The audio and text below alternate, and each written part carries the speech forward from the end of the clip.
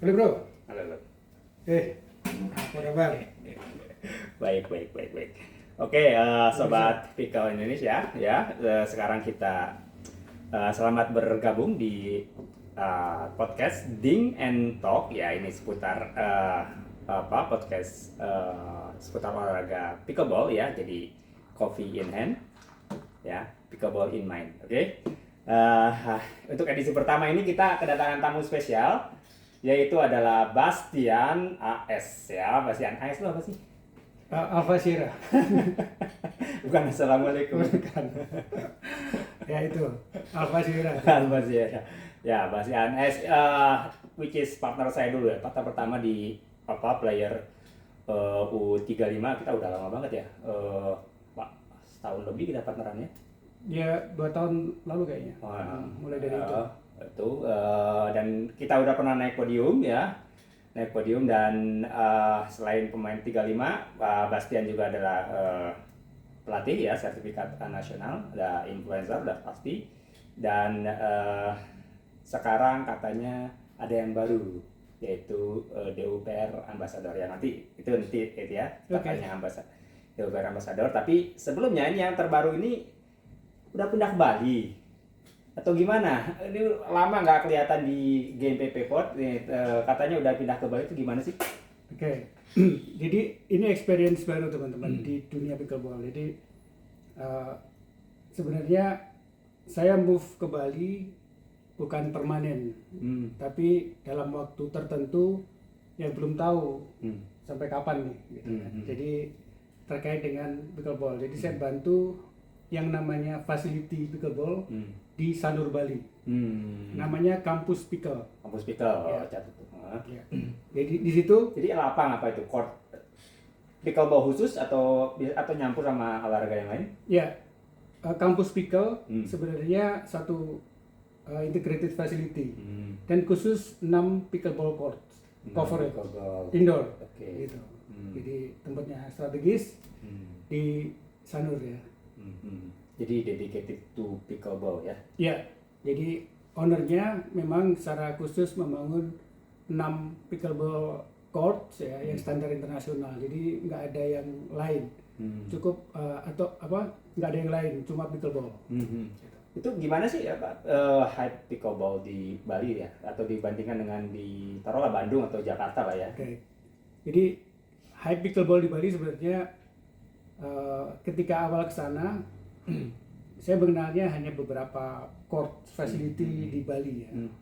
Secara khusus belum ada di tengah kota. Di tengah kota itu pusat-pusat wisata seperti Sanur, Kuta, dan wilayah sekitarnya. Yang ada memang agak di pinggir gitu kan.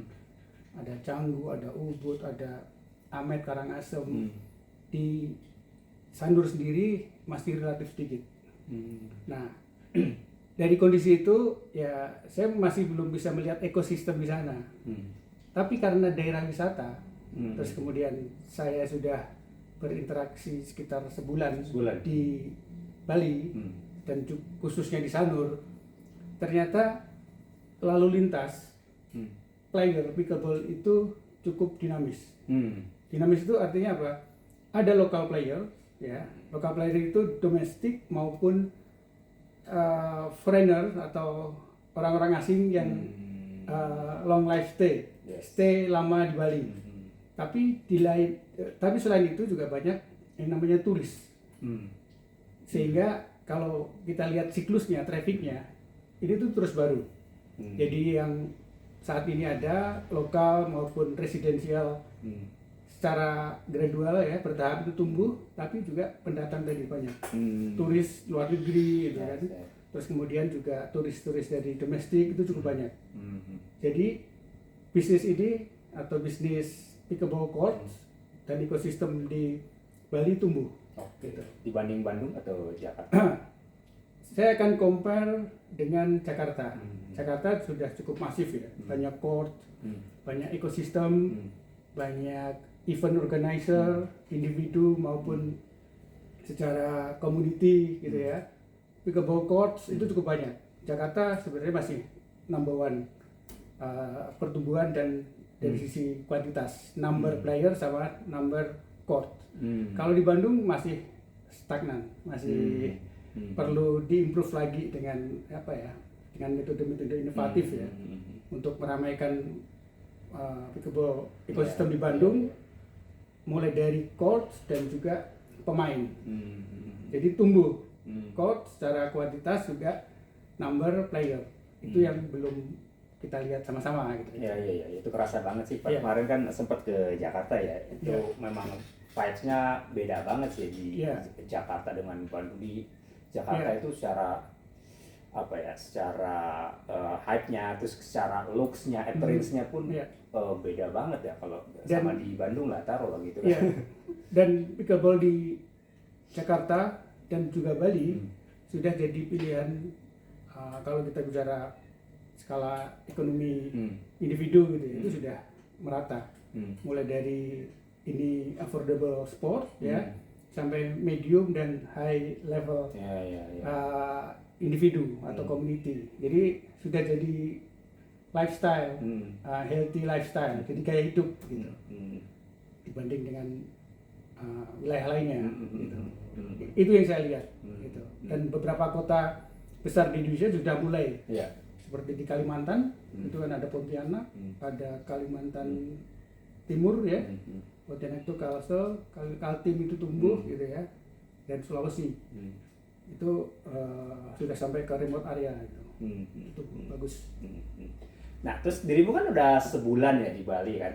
Kan aku kenal dirimu kan sebagai orang NGO, orang LSM, orang LSM bro, NGO, Economic Development, Economic Developer berarti ya.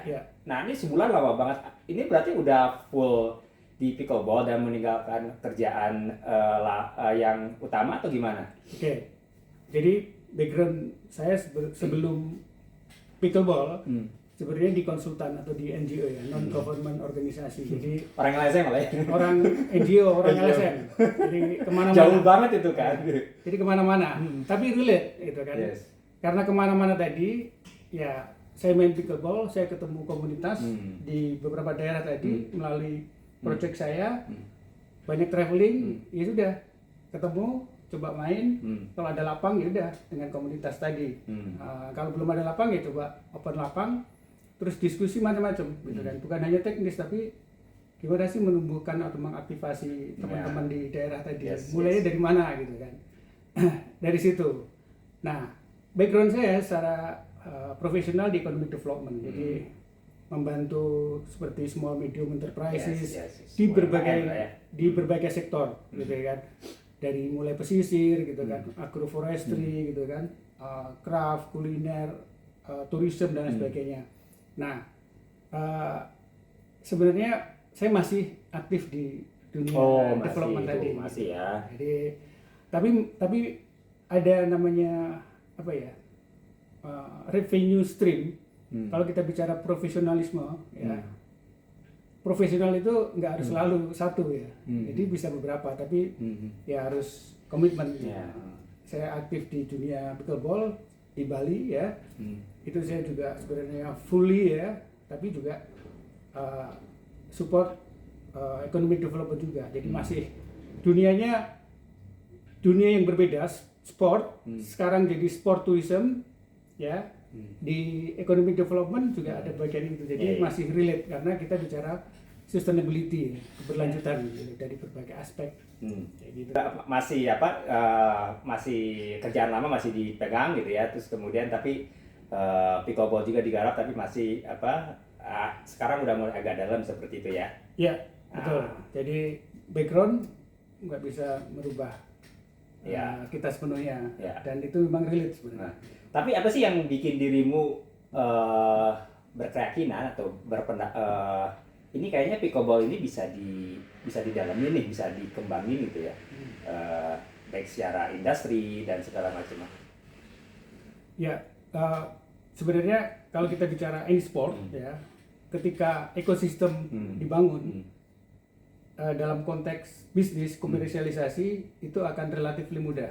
Gitu. Nah, di Indonesia memang masih dalam fase growth ya, tumbuh ya. Tapi bagaimana tumbuhnya tadi, bagaimana kita mengakselerasi pertumbuhan tadi sebenarnya perlu strategi. Kalau kita compare dengan beberapa negara tetangga ya, Malaysia, Vietnam, Thailand, dan sekarang Filipina, Singapura juga, itu ekosistem pickleball stakeholders ya di Indonesia itu masih belum solid gitu. Jadi kayak industri, kayak courts itu sebenarnya hidup dengan caranya sendiri sebagai entitas bisnis supaya dia bisa tumbuh. Ini layak, okupansi courts-nya tinggi. Bagaimana mereka membangun komunitas di wilayah sekitarnya. Bagaimana mereka berinteraksi dengan mungkin sponsor, kemudian bikin atau develop program-programnya. Program-program itu bisa coaching gitu kan, bisa akademi gitu kan, bisa open play, apapun. Bermitra juga dengan host-host tadi. Itu yang dilakukan oleh court facility sebagai entitas bisnis. Nah, untuk akselerasi tadi sebenarnya ya saya kira relatif mudah ya. Institusi yang memang relevan atau key stakeholders entity di dunia pickleball ya saling bekerja sama aja gitu. Misalnya saling support. Oke, ada federasi yang punya tim, punya member gitu kan, baik kabupaten maupun provinsi bisa memanfaatkan fasilitas tadi gitu kan, mempromosikan fasilitas tadi gitu kan, ngadain event dan lain sebagainya. Jadi simbiosis mutualisme. Ketika ada court di situ, bagaimana juga peran siapapun ya juga mengaktifkan, menghidupkan court tadi gitu. Tapi ya pickleball di Indonesia ya on the right track gitu ya, menuju ke sana seperti kayak Malaysia yang udah perkembangan industrinya udah gila banget ya, Vietnam apalagi pemain-pemainnya udah mulai muncul dia sekarang di PPA gitu kan. Nah, Indonesia bergerak menuju ke sana atau kayak gimana sih? Iya, semua tujuan sebenarnya goalnya harus ke sana gitu. Tapi goals dari masing-masing entity berbeda, termasuk individu player gitu. Kalau individu player, komunitas atau klub punya goal ke sana, pasti mereka akan mengusahakan atau mengaktifasi, mengempower, mempromot klubnya, atletnya sehingga bisa minimal ikut atau terekspos.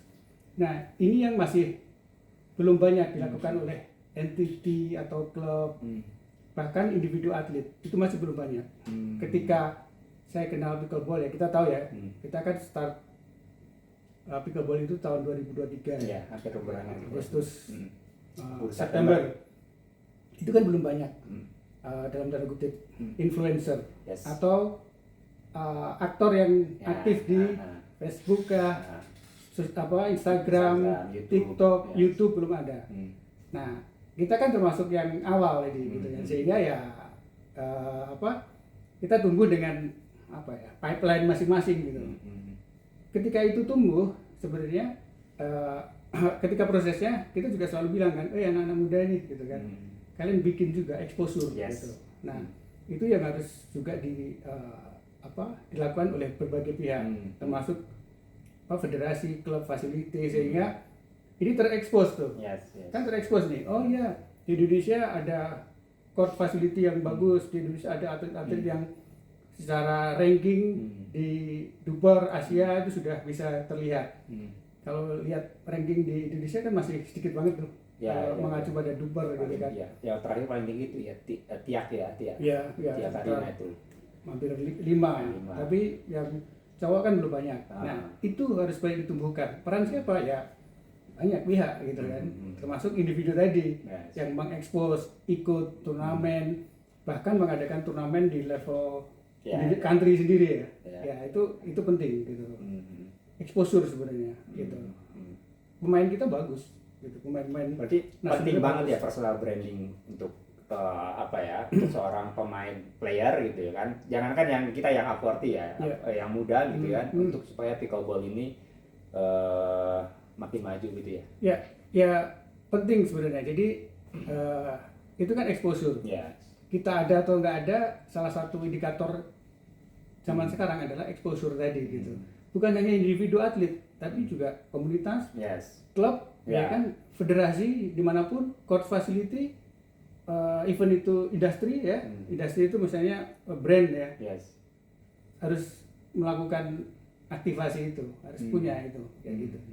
Menurut saya sih kayak gitu dan sebenarnya dampak ya, kita lihat dampaknya ketika terekspos secara konsisten, kemudian kontennya juga perlahan diperbaiki, itu nanti akan memberikan dampak secara individu ke klub, komunitas, dan juga ke country, ya macam-macam, sponsorship gitu kan, dilirik oleh headhunter, ikut kompetisi dan sebagainya, macam-macam, bahkan dunia APP, PPA ya kan, atau MLP dan sebagainya akan melihat Indonesia nih sudah layak nih untuk satu event internasional kayak gitu.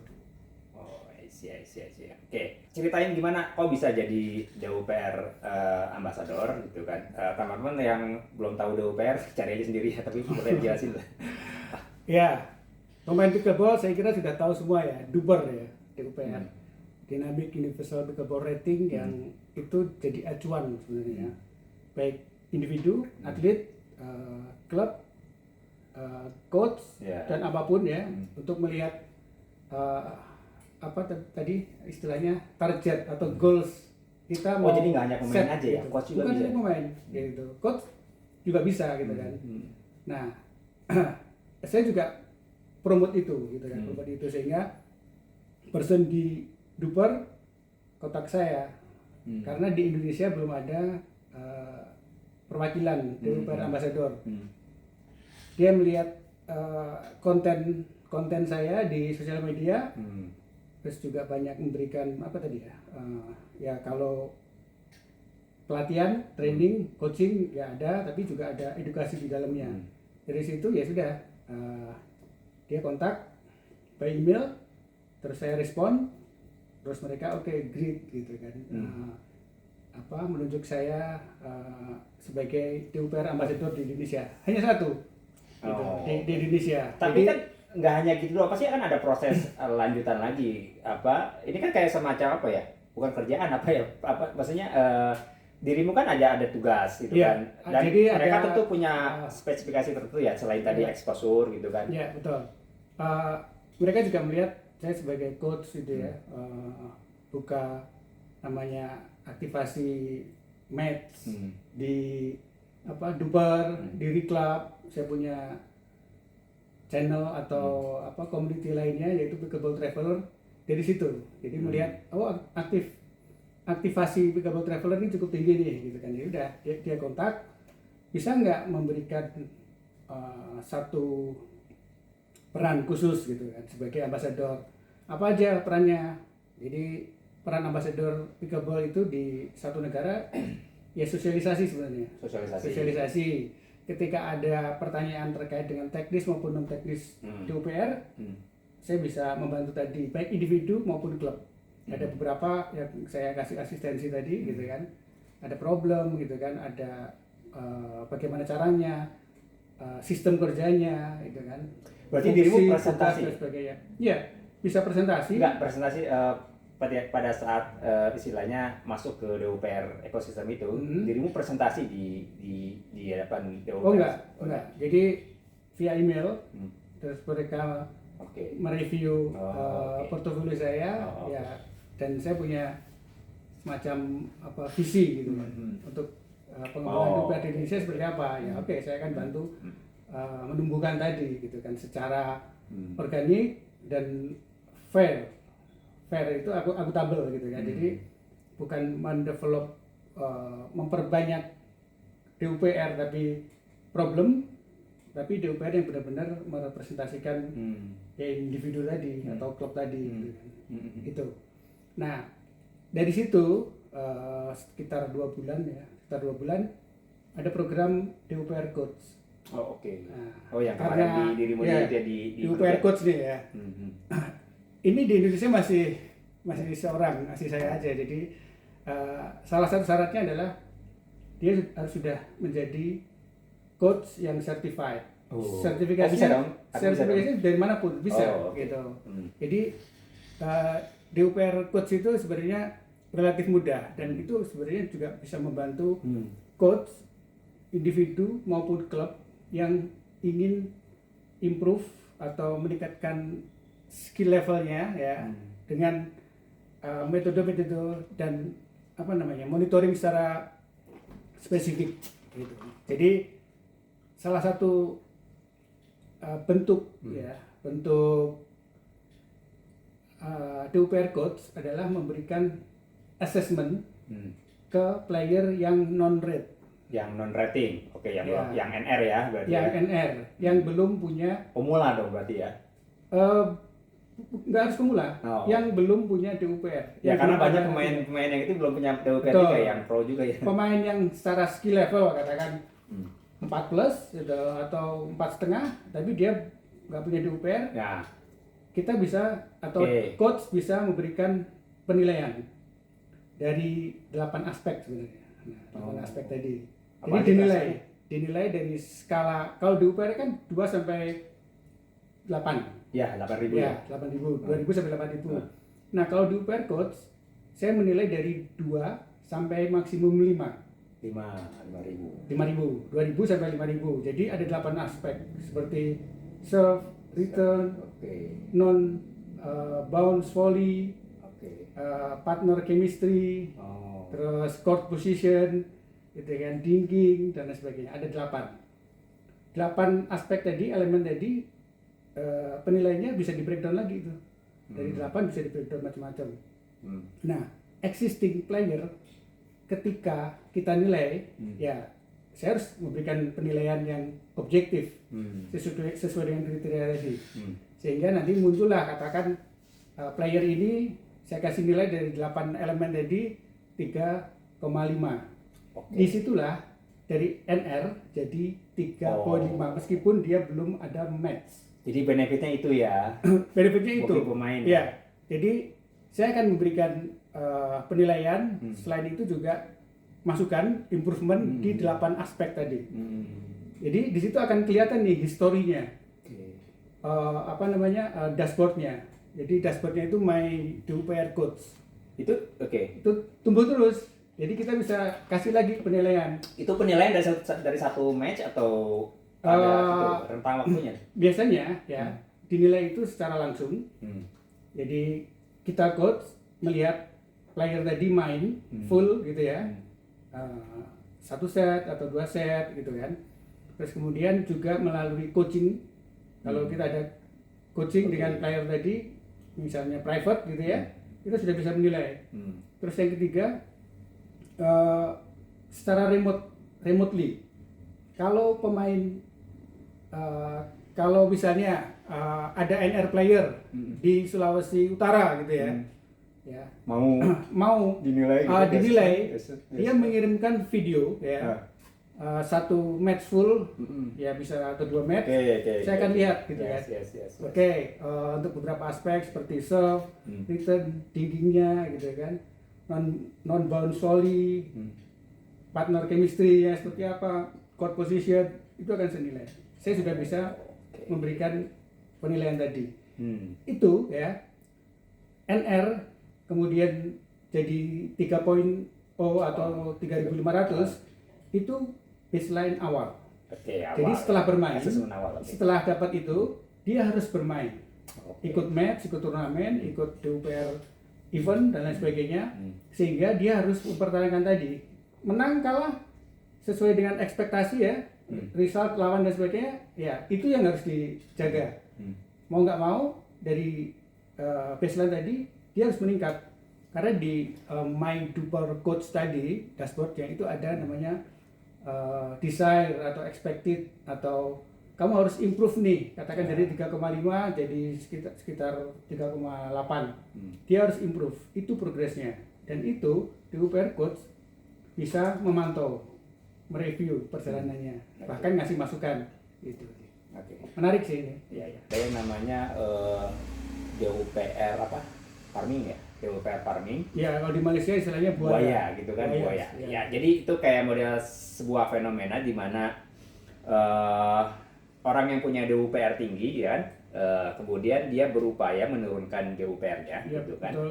dengan tujuan untuk supaya dia masuk ke level yang taruhlah dia di DUPR-nya sudah advance gitu ya, 4,5 gitu. 4,5 gitu kan. Nah, dia bisa masuk ke level 3,5 gitu dengan menurunkan dan dapat si hadiah atau ya ini bounty hunter ya. Ya, itu istilahnya Nah, itu buaya atau kalau di pickleball sandbagging misalnya. sandbagging ya. Oke, Sandbagging. yes, Nah, itu dia. Nah, gimana Didi sebagai DUPR coach gitu kan, dan sebagai mungkin pemain ya, pemain pelatih, melihat ini kayak gimana fenomena gini? Oke. Di Indonesia kan ada kan seperti itu. Ya, fenomena ini terjadi dimanapun sebenarnya.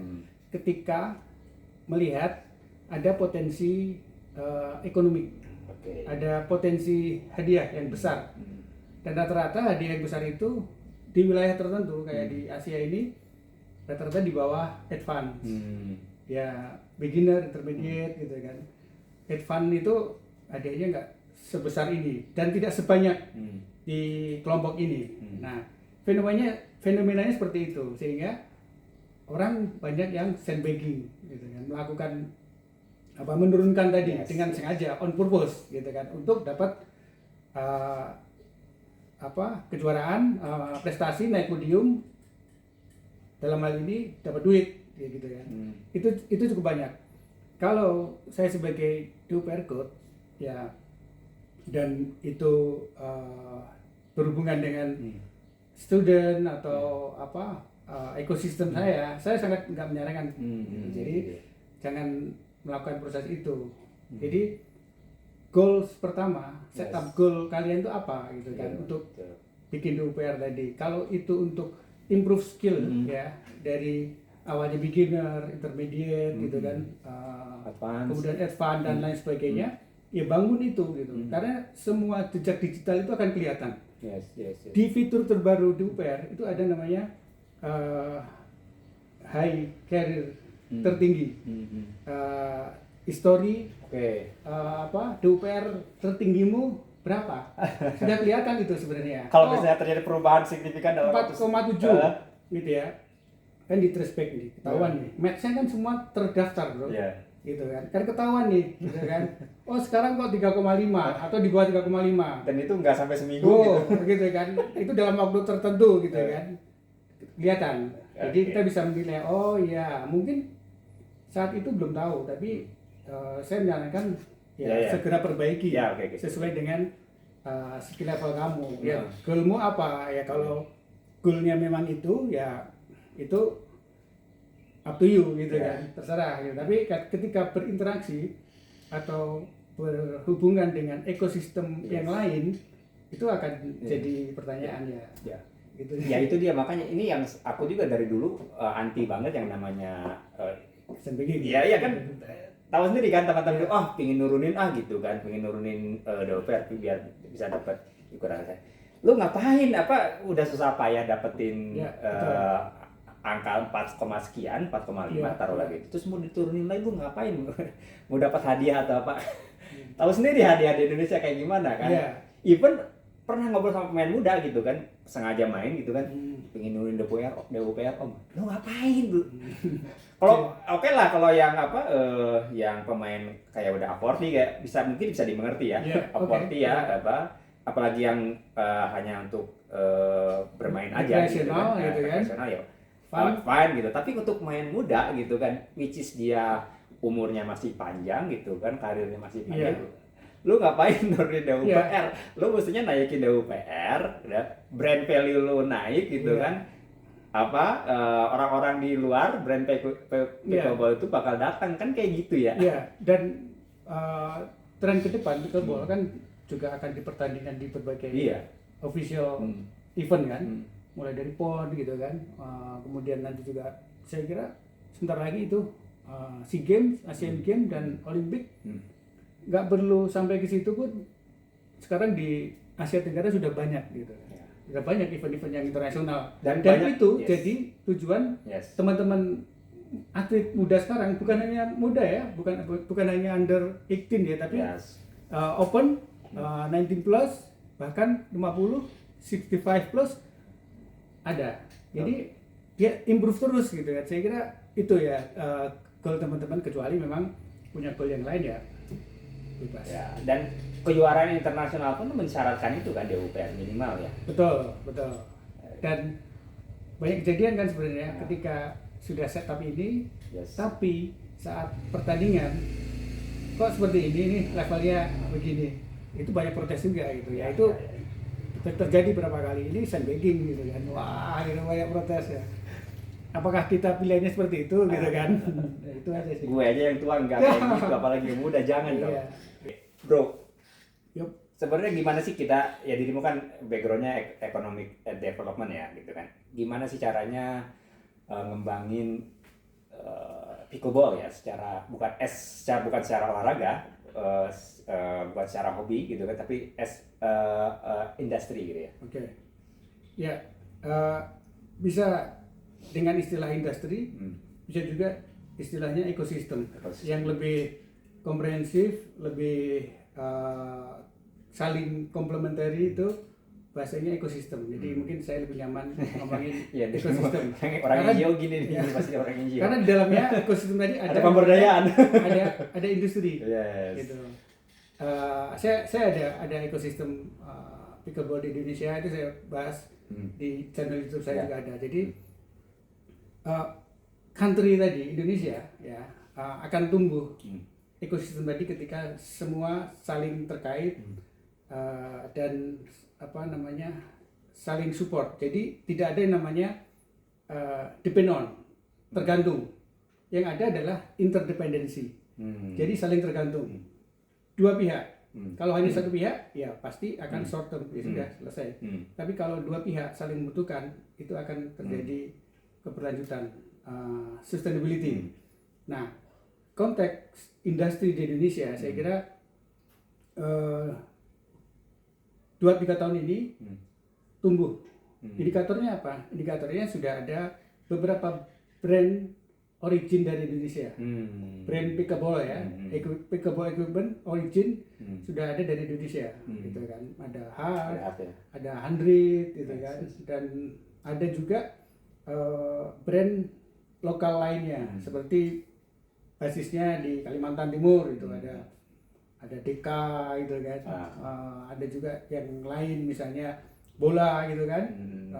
Di Indonesia juga ada namanya Loko, gitu kan. Ya cukup banyak.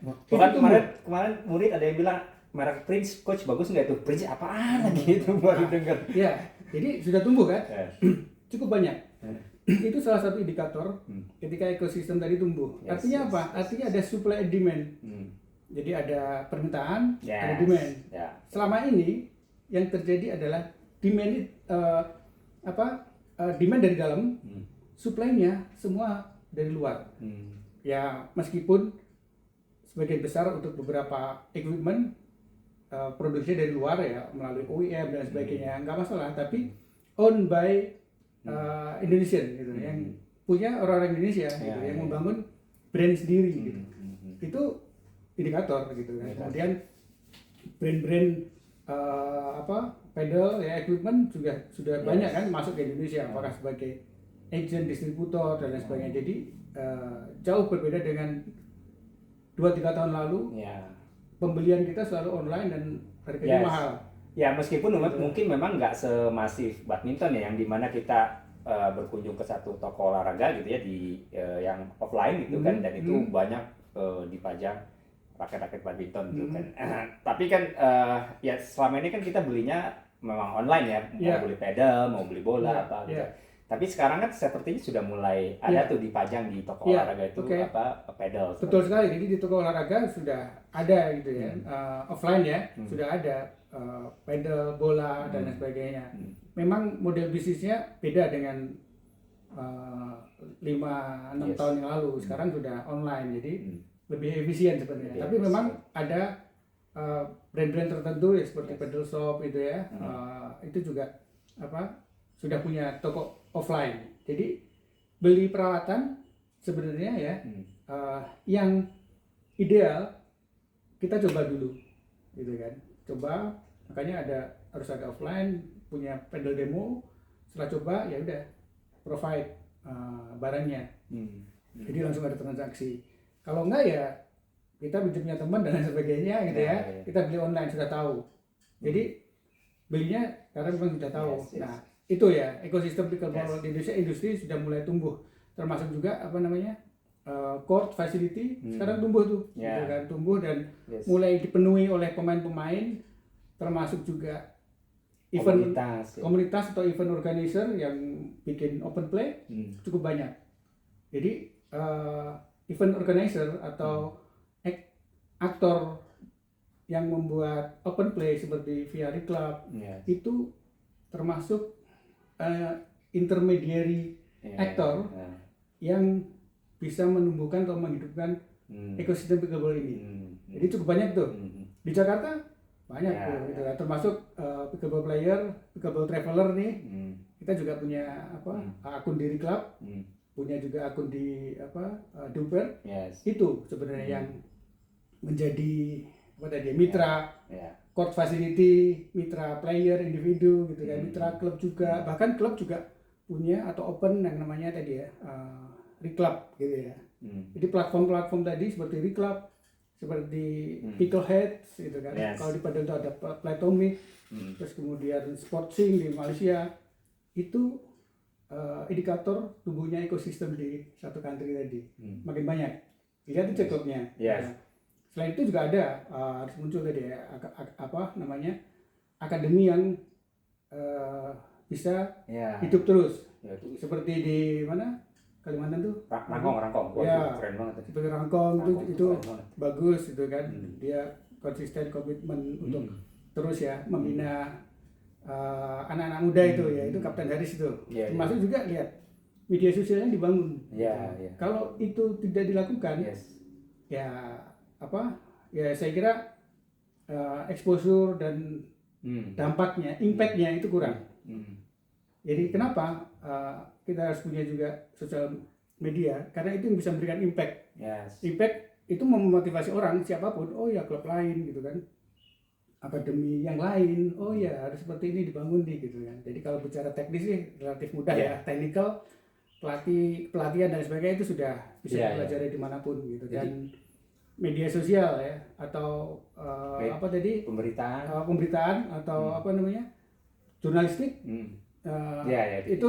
Itu penting gitu. Jadi mungkin media mainstream media mainstream juga sudah banyak ya mengulas, meliput gitu kan. Ada juga yang media independen seperti Pickleball ID jadi yang membicarakan tentang pickleball baik secara edukasi fun gitu kan, informasi terkait pickleball di dunia maupun di Indonesia ya apapun. Jadi bukan hanya teknis saja gitu. Ya memang kalau aku bikin Pickleball ID itu kan memang based on memang kerjaanku memang di media gitu. Dan itu yang salah satu aspek yang penting juga gitu kan. Kan siapa yang tahu Pickleball? Siapa yang tahu GMPP ya sebelum saya diliput oleh majalah Tempo gitu ya, betul kan? Sama CNN Indonesia gitu kan. Lapangan di bawah pohon. Lapangan di bawah pohon rindang gitu. Yang disebut Bagus Adam itu lapangan legendaris gitu ya, meskipun lapangannya burik gitu, tapi sudah banyak gitu kan. Nah termasuk ketika saat itu bagus. Ketika saat bagus ya, sekarang sudah burik. Ya termasuk ya si Pickleball ID itu. Nah aku tuh memang berusaha untuk melengkapi ya, kalau ibaratnya ekosistem si Pickleball tadi gitu kan.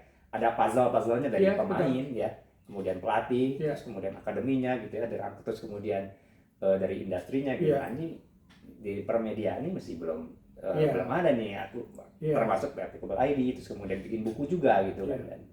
Itu kayaknya kalau misalnya itu kayak tumbuh berbarengan ya, kayaknya ekosistem Pickleball dan saling itu bakal connecting gitu. Saling connecting. Jadi semakin banyak crowding in aktor, entitas ini mulai dari pemain, dari kan klub, komunitas, perwasitan, federasi, lembaga pelatihannya, gitu kan, akademi, terus brand, industri, court facility, gitu kan, content creator, media, apapun saling terconnecting, pasti akan menumbuhkan atau memperkuat daya saing ekosistem pickleball di Indonesia.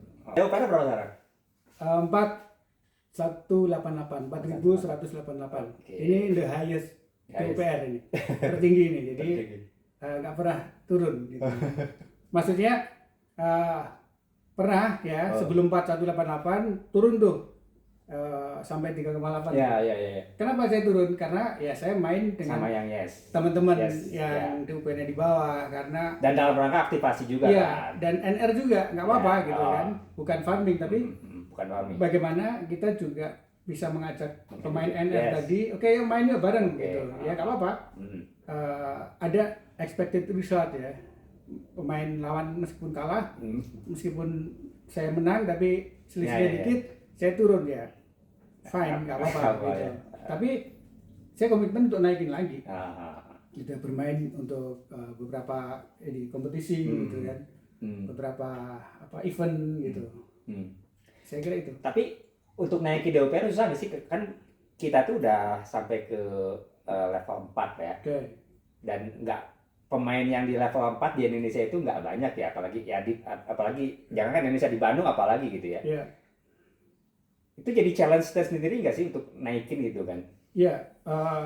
Sebenarnya kalau kita mau meningkatkan secara signifikan, ya mengikuti turnamen yang memang level dupernya tinggi tadi. Yes. Jadi range-nya itu sebenarnya nggak boleh dari 1 poin, minimum 0,5, maksimum range-nya itu 1 poin. Jadi misalnya 4 ke 5, 4.0 ke 4.5, 4.5 gitu. Jadi atau maksimum 1. Kalau rentangnya tinggi, misalnya 4.5 ke 3.000 ke 4.500, itu gapnya terlalu tinggi, terlalu lebar. Itu yang bisa naik turun secara fluktuatif. Yes.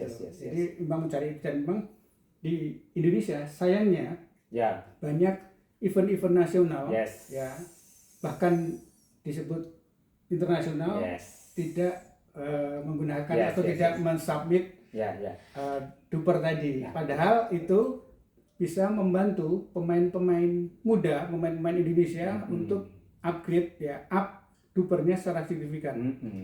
Itu sih ya. Kalau nggak ada itu kita bikin yang namanya DUPR event gitu, seperti rotating partner, ada mini turnamen gitu.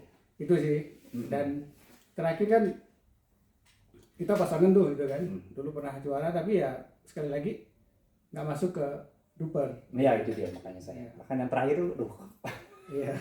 Ya kan? Padahal juara tuh juara kan gak masuk duper kan. main nasional, level nasional juga kan. Ya. Lumayan itu. Ya, itu sih. Naikin duper, yes. Ya, jadi memang masih banyak apa ya namanya?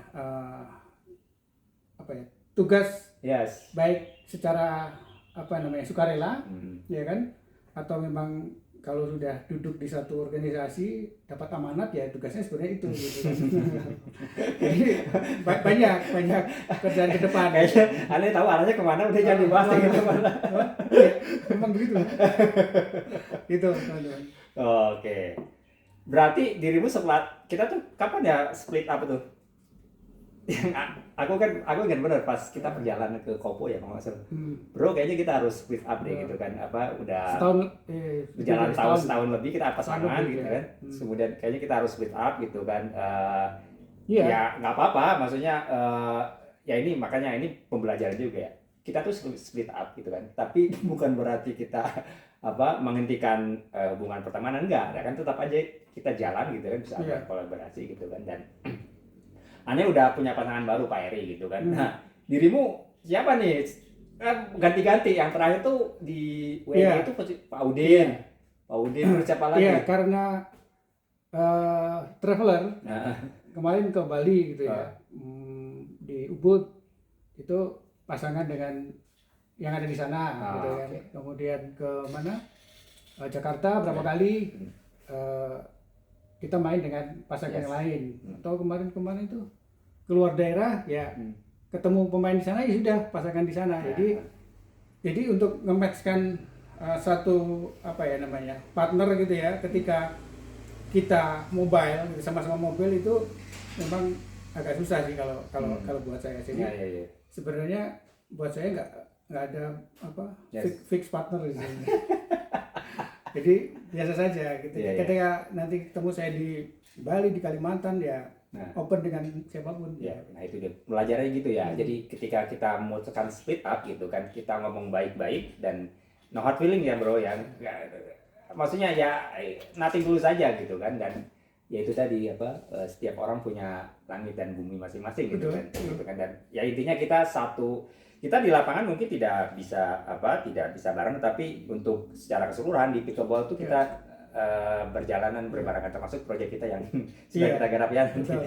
Dan ini terjadi Yes. dengan siapapun dimanapun Ya. gitu kan. Jadi apa biasa saja gitu kan. Jadi salah satu skill yang harus dimiliki oleh pemain pickleball itu adalah adaptable. Jadi Yes. kita bisa beradaptasi dengan partner siapapun sebenarnya, atau dengan situasi dimanapun, turnamen di mana gitu kan, dengan keterbatasan fasilitas dan sebagainya, kita harus bisa adaptasi. Jadi itu lebih ke mindset sebenarnya. Jadi ada frame yang lebih luas lagi gitu ya daripada ketimbang sempit seperti. Ya, jadi ya itu sih sebenarnya. Kalau saya pribadi memang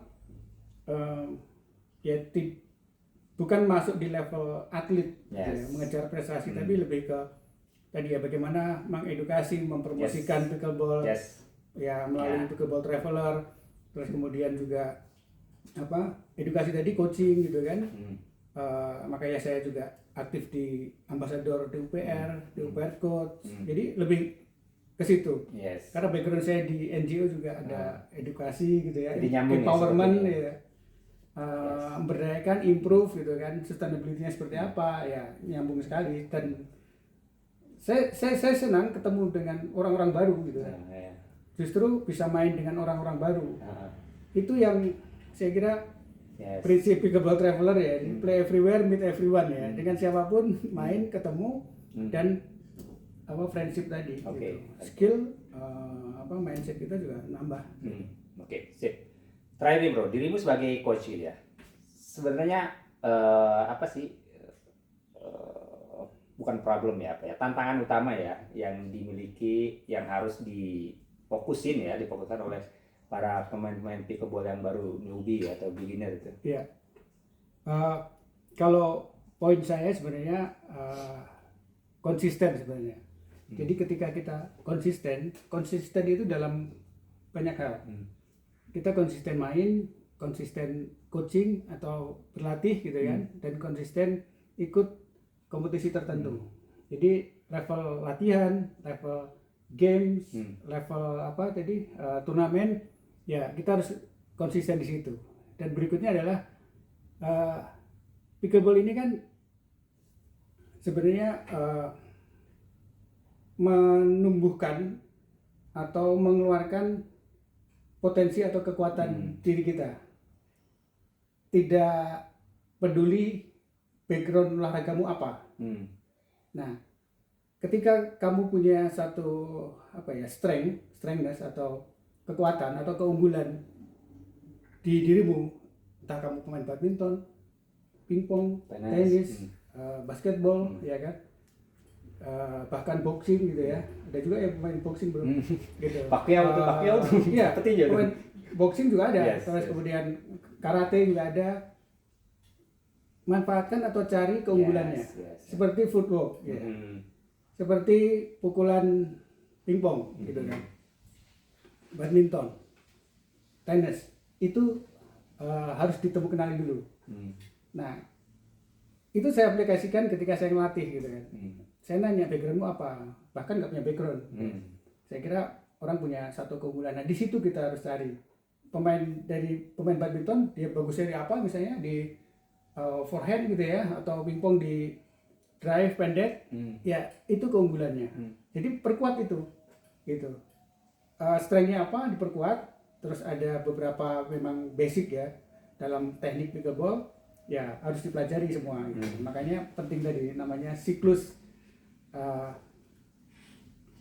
Bermain, coba tes dengan kompetisi, jangan lupa coaching atau drill itu penting. Jadi Yes. rotasi siklus gitu. Kalau Ya. saya kan eat, sleep, pickleball, repeat gitu kan. Jadi siklus ini terus dilakukan. Porsinya bisa tebal tipisnya bisa berbeda-beda gitu Ya, kan. ya. Oh ya ada mungkin game gitu ya, open play untuk tes. Jadi setelah training gitu ya, setelah coaching Ya. aplikasikan dalam open Ya, play. Jadi betul. beberapa pukulan yang dilatih dalam coaching atau drill tadi gitu kan. Ya oke, untuk fun coba tes Ya. turnamen gitu kan. Ya. Semuanya fun sebenarnya. Jadi saya nggak mau ikut turnamen dan sebagainya, fine aja. Tapi dalam pickleball turnamen itu sesuatu yang menarik gitu. Dan ya makanya kita ada di sini gitu kan. Kita nggak merasa stres ya di dalam ekosistem ini. Apapun yang terjadi ya itu pickleball. Oke. Bro, terakhir bro, ini pesan dirimu ya sebagai pelatih, kemudian DOPR Ambassador, terus kemudian influencer, pemain gitu. Pesan buat teman-teman nih yang mau belajar pickleball, gimana? Ya, buat yang mau belajar, yang existing ya, dan teman-teman yang sudah memang menggeluti, ya saya kira tetap terus belajar ya, improve skill dan bermain di berbagai level. Saya kira itu sih. Oke. Dan pasti fun. Oke, siap. Oke. Terima kasih Bro Bastian AS ya udah menemani saya di podcast Ding and Talk ya. Jadi nanti ini akan dipublikasi ya di Pickleball ID, Yap. di Instagram Pickleball ID dan kemudian di YouTube Pickleball Players ya. Terima kasih Bro Bastian, nih kopinya sudah habis ya. Ini udah habis, jadi tetap bermain pickleball ya, kopi in hand, Yap. pickleball in mind. Oke. Terima kasih, sampai jumpa lagi. Ciao. Ya bro.